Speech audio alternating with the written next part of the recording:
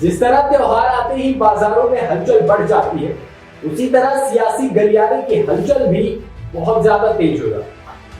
होली आने वाली है, रंगों का ये त्योहार भाईचारे की मिसाल कायम करता है।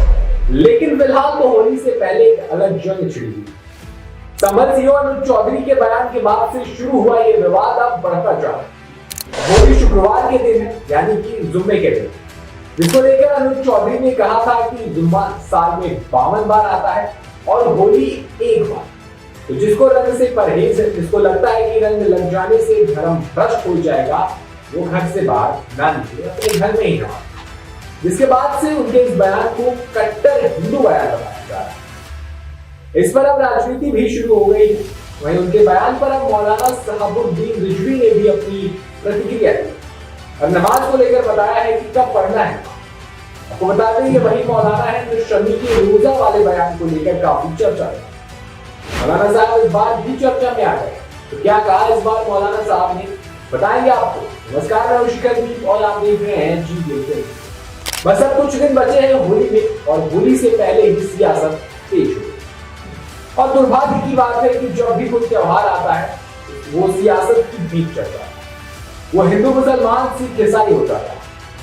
अब होली से पहले भी कुछ वही हुआ है। दरअसल संभल सीओ अनुज चौधरी ने कहा था कि जुम्मा साल में 52 बार आता है, होली साल में एक बार आता है।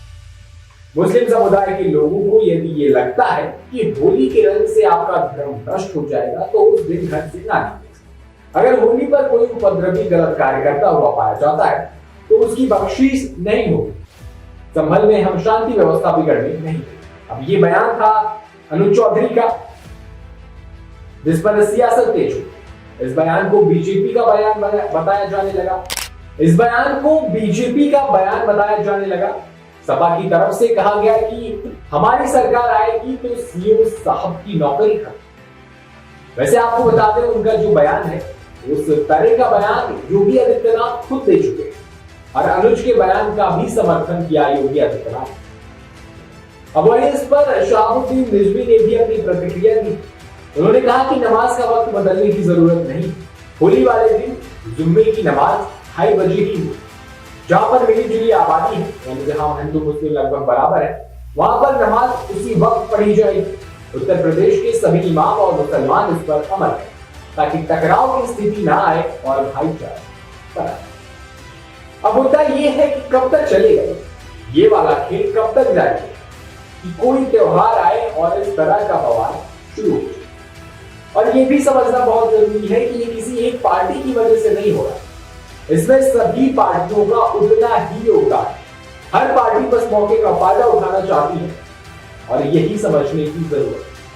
और साथ ही साथ थोड़ा सही और गलत भी समझने की जरूरत है और ये हम ही को करना है।